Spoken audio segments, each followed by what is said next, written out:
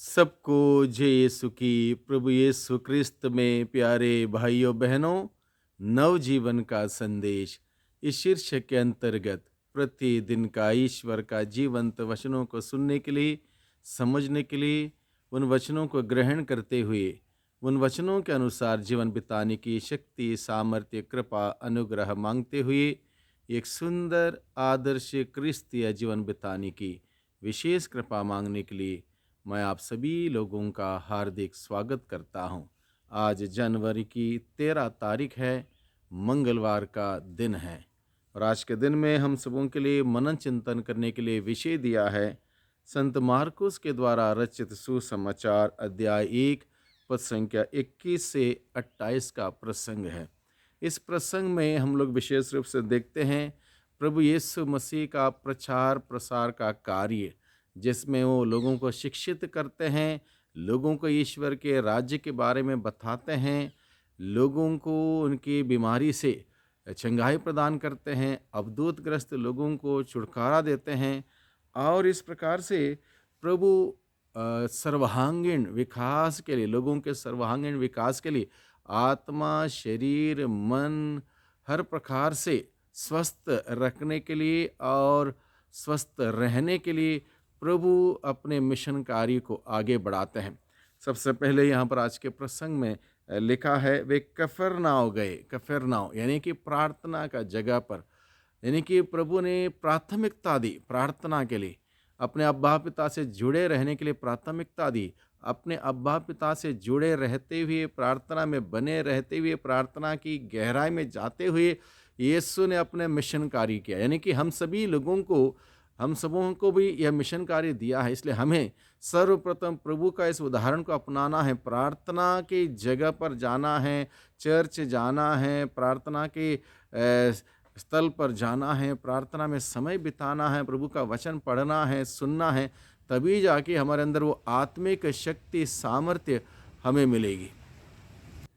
दूसरी बात प्रभु हमें सिखाता है, जब विश्राम दिवस आया तो ईसा सभागृह गए और शिक्षा देते रहे। विश्राम दिवस, साबत का दिन, आज के दिन में इतवार का दिन, नियमित रूप से प्रभु विश्राम दिवस का नियम का पालन करते थे। और हम सभी लोगों के लिए भी विश्राम दिवस का नियम पालन करने के लिए ईश्वर का आदेश, आज्ञा हमें बताता है साबत के दिन को पवित्र रखना।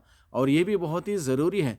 यानी कि इस प्रकार से संस्कारों में भाग लेते हुए, ईश्वर का नियम का पालन करते हुए हमें प्रभु के कार्यों में आगे बढ़ने की आवश्यकता है। प्रभु यीशु मसीह सभागृह जाके लोगों को शिक्षित करते थे, क्योंकि वो गुरु थे। इसलिए लोगों को शिक्षित करते थे, ईश्वर के राज्य के बारे में बताते थे, ताकि लोग ईश्वर को जानें, ईश्वर को मानें, ईश्वर पर विश्वास करें, उसके बताए हुए मार्ग पर चलें। इसलिए प्रभु यीशु लोगों को शिक्षित करते थे। हम सबों को शिक्षित होने की ज़रूरत है। प्रभु से, प्रभु के वचनों से, प्रभु के मूल्य सिद्धांतों से शिक्षित होने की ज़रूरत है। उस शिक्षा के अनुसार जीवन व्यतीत करने की ज़रूरत है, क्योंकि इसके अतिरिक्त हम अपने बलबूते कुछ नहीं कर सकते। हमें ईश्वर के आशीष बरकत चाहिए, और उसके लिए हमें प्रभु के नज़दीक जाना, प्रभु का वचन सुनना, पढ़ना, ग्रहण करना, मनन चिंतन करना और उससे शिक्षित होकर उस शिक्षा के अनुसार जीवन बिताना बहुत ही ज़रूरी है।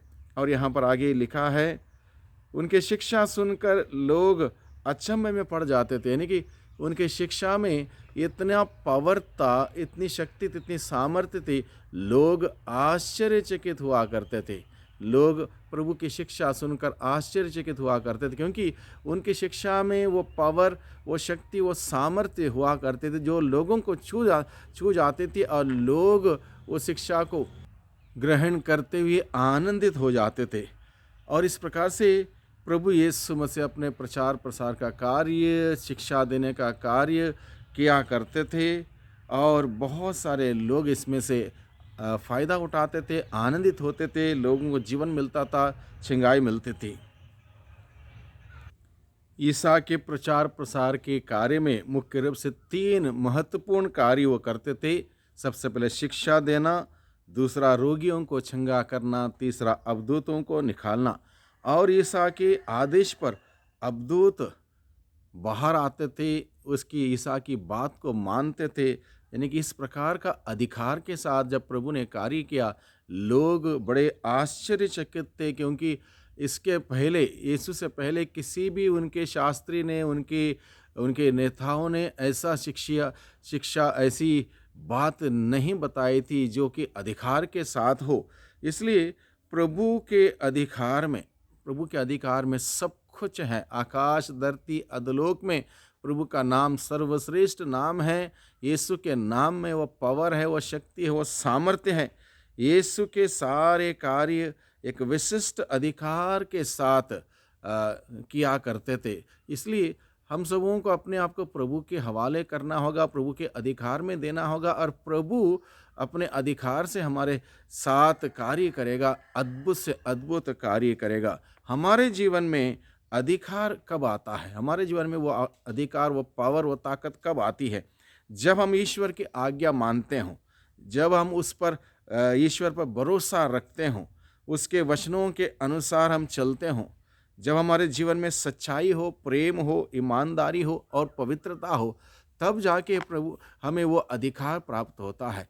यानी कि हम सबों को भी वो अधिकार मिल सकता है यदि हम प्रभु के वचन के अनुसार जीवन बिताएंगे, पवित्रता का जीवन बिताएंगे, प्रेम के, शांति के, क्षमा के जीवन बिताएंगे, प्रभु पर निर्भर रहेंगे, प्रभु की ताकत पर भरोसा रखते हुए आगे बढ़ेंगे। निश्चित रूप से एक पवित्रता का जीवन बिताते हुए उस अधिकार को हम भी प्राप्त कर सकते हैं। इसलिए आज के दिन में प्रभु अपने वचनों के द्वारा हम सबों को सिखाता है कि हमें भी प्रभु के उस अधिकार को प्राप्त करते हुए, एक पवित्र जीवन बिताते हुए, प्रभु के नाम की महिमा करने के लिए, उसकी गवाही बनने के लिए प्रभु का वचन हमें बुलाता है।